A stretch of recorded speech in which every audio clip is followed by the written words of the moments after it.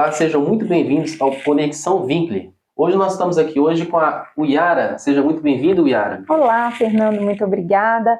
Obrigada pela oportunidade, pela confiança também, né? Sim. De falar de um tema tão importante igual nós vamos discutir hoje. Isso. Hoje nós vamos estar discutindo aqui educação financeira familiar. Então, eu vou pedir para a Uyara falar a formação dela, as áreas que ela atua. Você poderia falar com a gente, Uyara? Claro. Eu tenho 38 anos, sou formada em contabilidade e fiz uma pós-graduação também em gestão de custos e controladoria. Eu sempre trabalhei nessa área de gestão, de custos, de controladoria. Não sou aquela contadora de escritório, de emitir nota, de fazer balanço, nunca foi a minha praia. Sim. Mas assim, trabalhei nessa parte de gestão em grandes empresas, trabalhei sempre em multinacionais, sempre voltada à análise de custo, de controladoria, bem nessa parte financeira, de gestão de números mesmo. Essa foi a minha principal atuação durante 15 anos aproximadamente. Nossa, olha que bacana. E hoje você está atuando no Instituto Winkler. Isso, estamos agora com uma parceria muito bacana. Vamos começar a trabalhar nessa área financeira, de consultoria também, ajudar os pequenos empreendedores, e o nosso foco vai ser esse, ajudar esses pequenos empreendedores a se desenvolver e formar também uma galera bacana aí para estar atuando no mercado financeiro, né? Nosso Brasil que é tão cheio de empreendedorismo. Nossa, que ótimo, hein? Bacana demais.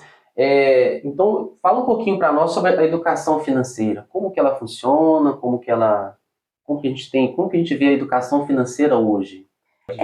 Educação financeira. Quando a gente pensa em educação financeira, a primeira coisa que vem na nossa mente, né, é poupar, guardar dinheiro, gerar um caixa para o futuro, economizar, fazer planilhas. Isso também é uma educação financeira, é ter um bom relacionamento com o dinheiro.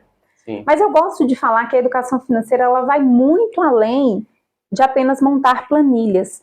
Ela vai eu diria que é colocar o dinheiro no lugar dele. Por que eu falo isso? Porque nós temos um hábito financeiro que às vezes é herdado da nossa família, é herdado da vida que a gente conquistou. Então o dinheiro está ali sempre por perto e a gente às vezes trabalha em foco do dinheiro. Sim. E a educação financeira vai além disso, é educar e ter um bom relacionamento de forma que o dinheiro subsidie a minha vida e eu não viva em função dele. Então, educação financeira é falar o quê? O dinheiro serve para me subsidiar as minhas necessidades, os meus desejos. Então, é colocar o dinheiro no lugar dele e ter esse relacionamento saudável, né? Entendi. Que passa por essa área toda de controle, digamos assim. Entendi. E hoje em dia, como você vê as famílias diante dessa educação financeira? Será que as famílias estão tendo essa educação para minimizar as despesas, as receitas dela? Eu penso que quando a gente vê e observa algumas famílias em relação ao dinheiro e o seu orçamento familiar, nós percebemos que, vou falar da minha fase, as crianças que tinham ali, né, nos anos, não vou falar a minha idade, mas as crianças ali dos anos 90, hoje se tornaram mães e pais de família também. E aquela fase dos anos 90, a gente percebe uma transição entre digamos que uma folga do orçamento das famílias. Então os pais vinham com muito sacrifício criando seus filhos, alavancando as suas famílias, e quando nós chegamos na adolescência e agora na fase adulta, a gente vê uma flexibilização e até uma facilidade para adquirir as coisas, né? Houve sim uma melhora muito significativa no orçamento das famílias. Uhum. Mas isso veio também um descontrole. Porque o que passou a acontecer? Um consumismo, talvez até incentivado, claro que sem querer, pelos pais em relação aos filhos.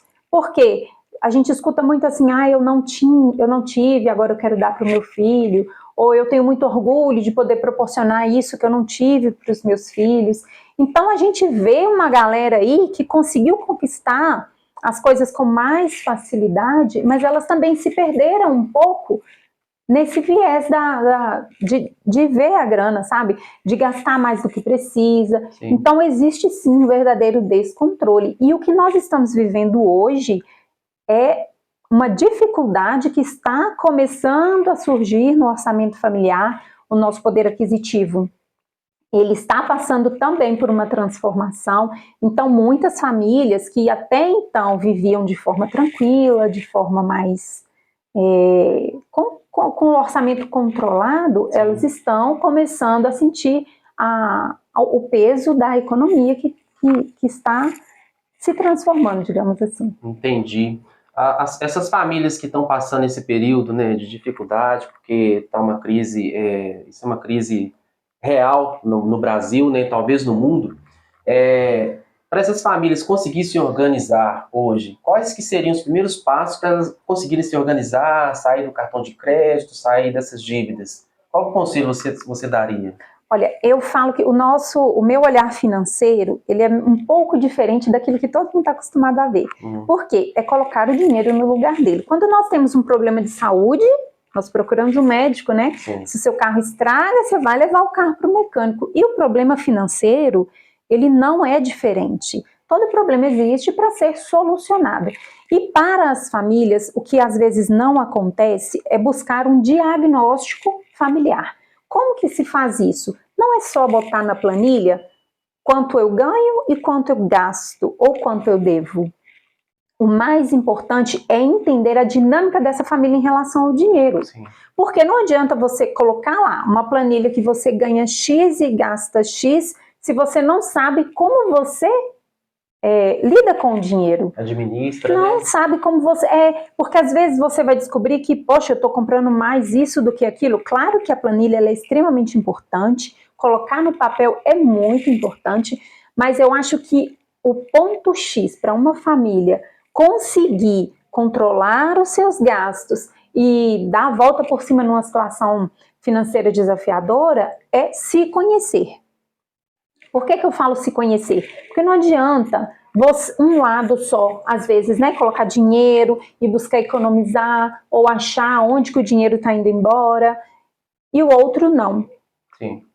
Então, qual é a realidade da família? Eu estou vivendo ou eu estou me planejando dentro da realidade financeira da minha casa? E um detalhe muito importante que, quando se diz de educação financeira, a gente pensa sempre assim, né? O primeiro que vem na nossa cabeça é o cartão de crédito estourado, as dívidas que estão chegando, mas às vezes nem sempre é o gasto excessivo. Às vezes falta orçamento. Às vezes o que está faltando é melhorar o caixa da família, sabe? Sim. Isso não é simples? Claro que não é simples, mas a gente tem que ter cuidado de não sangrar demais, porque às vezes a primeira coisa que se pensa é, eu preciso economizar. E às vezes a família começa a entrar por um viés de espremer tanto que falta o necessário, Sim. fica perdido, o caos se instala, é onde o dinheiro toma uma proporção maior dentro da família, que eu acho que não é saudável. Sim. E traz outras questões. Sim, às vezes os filhos até se perdem também. Com certeza. Eles são os principais afetados, porque eles não têm ainda maturidade para entender o que está acontecendo, né? Sim. Então, a importância da gente saber se relacionar com o dinheiro é isso. Porque quando a gente tem uma crise financeira na família, muitos problemas se instalam, mas são muitos. Aí eu digo mais pelos pais, né? Sim. Porque o homem, normalmente, ele é o provedor, ele que está na linha de frente.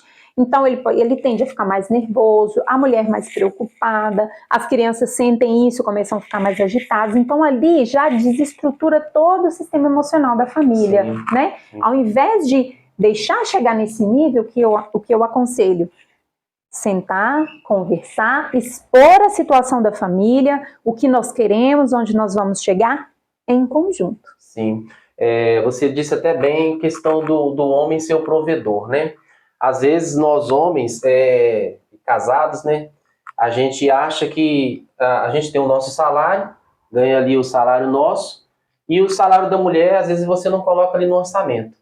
E a gente tem que ver o seguinte, se eu ganho X, eu tenho que somar com o valor da minha esposa, né? Exatamente. Então, é uma união dos dois. Isso. Então, se eu ganho 3 mil mais 2 mil da minha esposa, então o orçamento familiar é 5 mil reais. Exatamente. Né? E às vezes o homem não tem muita consciência disso, né? Aí a família acaba se perdendo e não se organizando dessa forma também. Isso é tão importante, esse ponto que você trouxe, Fernando, porque o casal, quando ele entende que a unidade ela é em todos os âmbitos e e principalmente no financeiro, Sim. coisas extraordinárias acontecem. Por quê? Voltando nesse tema, né, das crianças dos anos 90 que estão aí, né, no mercado, trabalhando, constituindo as suas famílias. Nós crescemos num ambiente bastante consumista, né? Então, principalmente nós que estamos na capital, na região metropolitana, tem muitas oportunidades para nós. Eu sou do interior. Então, no interior, você não tem tanta oferta. Sim. E é impressionante, a relação das pessoas com o dinheiro no interior, pelo menos na minha época, ela era mais saudável, né? E o que acontece? Nós crescemos ouvindo assim, vai conquistar os seus sonhos, vai estudar, vai fazer o seu futuro. E aí a gente se casa e começa a confusão, né? A bagunça. O seu dinheiro, meu dinheiro, o seu dinheiro, meu dinheiro. E aí é onde não anda legal, sabe? Sim. Porque eu acho extremamente saudável cada um usufruir do mérito do seu trabalho, né? Quem saiu para trabalhar foi o marido, quem saiu para trabalhar foi a esposa. Os dois precisam estar em comunhão com os objetivos da casa, né? Então, o homem normalmente ele é o provedor, por quê? Porque ele traz toda essa estrutura de segurança para casa, né? Mas é muito importante frisar que quando a gente fala de provedor, é quem é o chefe de família. Sim, né? Aquele que puxa. É aquele que puxa, mas a mulher, ela é tão contribuinte quanto. Sim. Né? E o mais bacana e o mais importante disso é a união conjugal. Por quê? Quando nós temos casais que estão andando em linhas diferentes, né? Ah, esse é o meu, este é o seu. Às vezes, quando o orçamento está tranquilo, isso flui. Mas você imagina uma situação em que o orçamento familiar está tranquilo, está sossegado, não vamos falar de dívida, porque nem todo mundo está endividado, mas eu tenho o orçamento X da família que os dois contribuem igual, né? A prestação da casa, do carro, a escola da criança, beleza, rachamos por 2. O que sobrar, cada um se vira como seu. Isso acontece mais do que a gente imagina. Ok, tá fluindo, tá fluindo. Talvez cada um tenha sua reserva, mas quando os dois estão juntos, tem uma coisa que às vezes vem intrínseca, que as pessoas não param para observar, que é a prosperidade familiar. Por quê? Aquilo que você expressou muito bem, né? 2.000 com 3.000 é uma coisa, 5.000 junto é outra. É outra coisa. É outra coisa.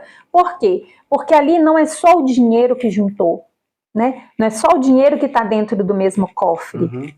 Nós temos planejamento em comum, nós temos sonhos em família, nós temos reciprocidade e nós temos doação, né? Porque estão todos juntos, a família, o marido e a esposa, num bem comum que é a família, né? E aí é paz, paz, né? Então, no momento de aflição tá junto, no momento do conforto e da abundância também tá junto.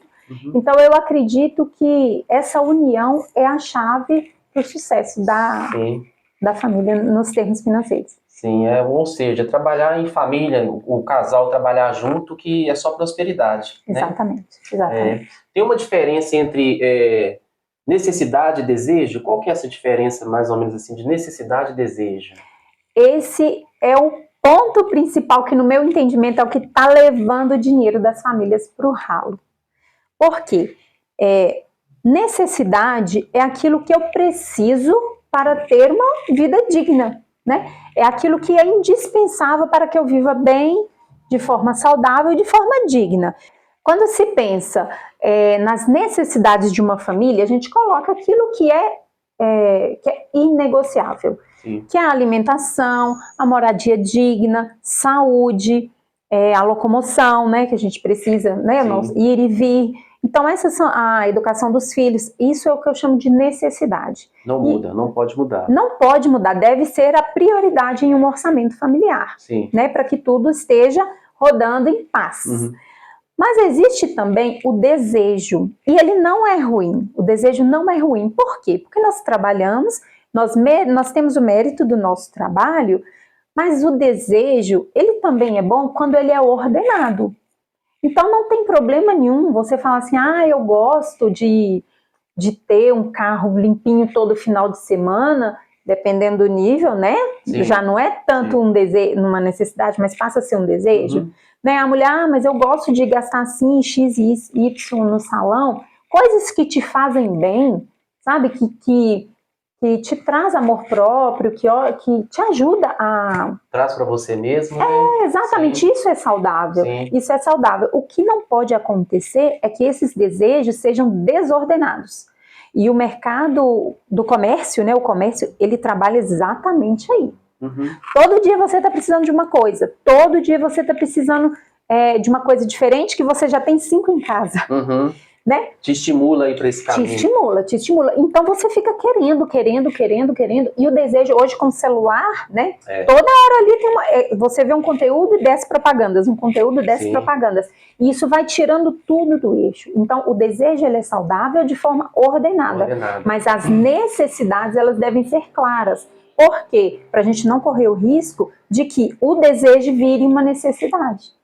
E aí quando você vai ver o seu orçamento não cumpre o que ele precisa porque tem coisa bagunçada demais ali, né? E ter esse controle também é saudável porque ele vai nos educando, né? Sim. Nos desejos, nos excessos. Sim. Talvez seja isso que as famílias têm sentido hoje, né? Porque é muita propaganda, muita coisa te chamando a comprar. Com certeza. Às vezes coisa que nem precisa, a pessoa tá ali querendo, nesse desejo, nessa ânsia de ter.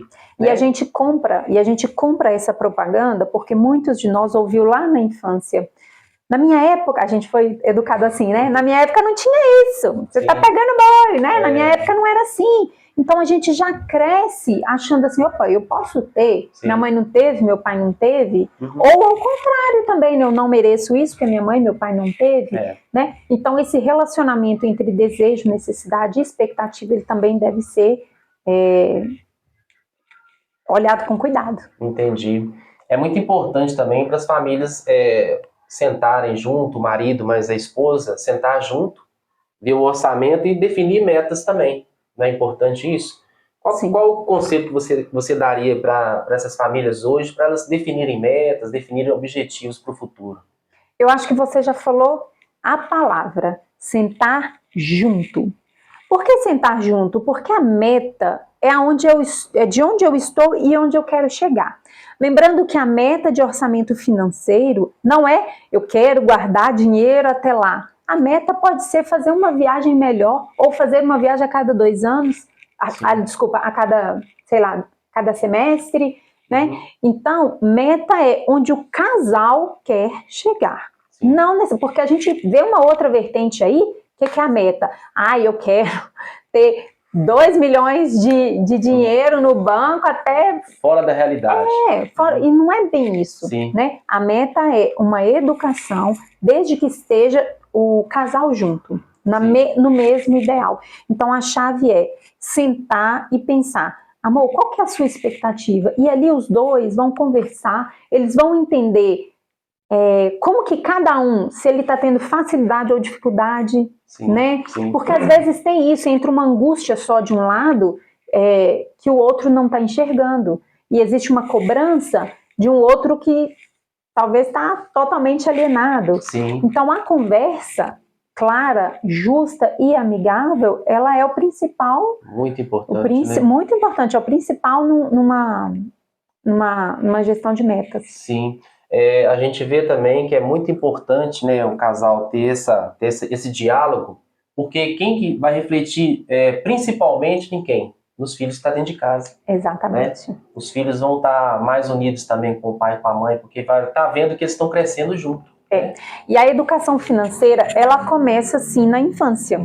Nós precisamos, principalmente nos tempos de hoje, de muito consumismo, educar os nossos filhos para lidar bem com o dinheiro, né? Porque nós temos hoje, eu volto a repetir, o dinheiro tem tomado um espaço muito grande nas famílias que não é saudável. Aconteceu uma coisa muito interessante, eu quero partilhar com vocês lá em casa. Eu tenho 2 crianças, uma de 6 e um menino de 5. O de 5, que é mais esperto, assim, ele é mais esperto, não, mais curioso. Ele falou assim, ô mãe, deixa eu te perguntar uma coisa, para que tem que trabalhar? Ele só perguntou assim, eu falei, e eu fiquei na minha assim, o que esse menino quer saber, né? Aí eu fui, filho, a gente trabalha, sabe por quê? Porque nós temos necessidades. Sim. Aí eu fui explicar, olha, o papai sai para trabalhar e a mamãe trabalha em casa. Nós trabalhamos e quando a gente recebe o dinheiro pelo nosso trabalho, a gente olha o que é que nós precisamos primeiro. Aí eu falei, aí é onde a gente vai olhar a conta de água, a conta de luz, nós vamos fazer supermercado, nós vamos fazer as escolas, ver se as crianças estão precisando de roupinha, isso que a mamãe faz e o papai. Sim. E aí depois a gente vê se dá para fazer alguma coisa que gosta e tal, beleza. Passou uns 3, 4 dias, ele vem e me pede uma coisa assim, nada a ver, coisa bobeira, sabe? Não era de custo assim. Aí eu fui entender onde ele queria chegar, por que nós trabalhávamos. Ou seja, ele já tinha percebido que trabalhava para comprar uma outra coisa, para conquistar. Aí a minha filha de 6 anos, que escutou a conversa, ela, antes de eu abrir a boca, ela falou assim, deixa eu te falar, a gente trabalha porque precisa de dinheiro. E aí é assim, a mamãe vai trabalhar, quando ele pediu, eu não lembro o que era mais, isso aqui era uma coisinha boba. Sim. Aí ela falou assim, olha, a mamãe trabalha para ter dinheiro. Depois que ela pagar água, pagar a luz, pagar, se sobrar alguma coisa, eu olhei e falei assim, gente, olha como que ela absorveu com seriedade uma coisa que eu estava tentando. Talvez eu tenha exagerado na explicação para ele, sabe? Mas é bom que você deu uma explicação financeira para eles, né? Isso, mas na cabeça dela, tipo assim, é isso tudo, e depois, quando sobra uma necessidade, eu tive que voltar remendando o negócio, né? Falei, não, filha, é claro que nós temos que olhar primeiro aquilo que nunca pode faltar na nossa casa, mas às vezes a gente quer tanto uma coisinha e aquilo vai fazer tão bem pra gente que a gente pode ver se não cabe ali, naquela hora, porque normalmente a gente tende a esperar um pouquinho mais, mas se aquilo for me fazer tão bem, eu acabo adiantando, porque faz bem pra mim, só não pode me prejudicar. Aí ela deu um sorriso, então assim, trazer isso para as crianças é muito importante. Porque, assim como nós ouvimos muitas coisas pejorativas em relação ao dinheiro, a gente tem a oportunidade de levar isso com mais leveza para as crianças, sabe? E é necessário. Porque eles precisam saber o lugar e o papel do dinheiro. Resumidamente, nunca o dinheiro vai ser o foco da nossa vida. Ele vai subsidiar a nossa vida de forma ordenada. Então, começar isso o mais cedo possível com as crianças, na medida que eles conseguem entender, né, vão trazendo aos pouquinhos, é muito importante. E isso é bom porque traz para eles um sentimento de pertença, sabe? Porque eles já vão crescer, já vão entender por que a mamãe e papai precisam trabalhar, por que eles... E outra coisa, nunca reclamar, nossa, tá faltando isso, nossa, as coisas tá cara, deles, né? Nossa, tá tudo muito caro. A gente sabe que tá caro, mas... a gente pode levar isso de forma mais leve, porque às vezes a relação com o dinheiro começa a ser distorcida aí, num excesso ou não de desejos desordenados. Entendi. Muito obrigado, Yara, pela presença aqui. Imagina. Tenho certeza que agregou muito valor para a gente hoje, né, pessoal? Te agradecer muito, se você quiser passar uma mensagem para o pessoal que está vendo a gente também, questão financeira, para as famílias. Claro. Você pode falar. Obrigada pela oportunidade. Eu me sinto muito feliz, honrada em estar aqui falando um pouquinho do que a gente vivencia no dia a dia, né? Tanto na nossa casa, na minha casa de forma particular, mas na sociedade também a gente vê. E a educação financeira é uma parte tão importante quanto todas as outras na nossa vida. E a saúde financeira de uma família, ela pode destruir um lar, se ela não for bem cuidada. Então, em agosto, nós vamos fazer, em parceria com o Instituto Winkler também, um trabalho com as famílias. Vai ser uma tarde muito gostosa, vai ser no dia 16 de agosto, onde nós vamos falar de finança familiar de uma forma que a gente não escuta por aí. Então vai ser um evento. Isso. Vai ser um evento, nós falaremos em uma tarde onde a gente vai abordar a educação financeira, nós vamos convidar os casais para desmistificar muita coisa. Eu falo que nós iremos fazer as pazes com o dinheiro. Nós vamos fazer as pazes com o dinheiro. Então, onde a gente vai colocar o dinheiro no lugar dele e trazer a pessoa, a família, o casal à frente disso, né? Tirar um pouquinho o peso dessa questão da gestão, do dinheiro e tudo, trazer com mais leveza e com mais responsabilidade de educação. Vai ser uma tarde muito gostosa, muito prazerosa, tenho certeza. Bacana demais. Muito obrigado, viu, Yara? Sempre que puder, volte para nos aconselhar de novo, né? Isso é muito, muito importante, a gente saber administrar o nosso dinheiro, as nossas finanças, principalmente em família, né? A família é a base de tudo e ali que está a nossa essência, a nossa origem está toda ali. Então, eu te agradeço muito pela participação aqui hoje, agradeço você também por estar aqui conosco até este momento e até o próximo sábado. Obrigada. Obrigado, Yara.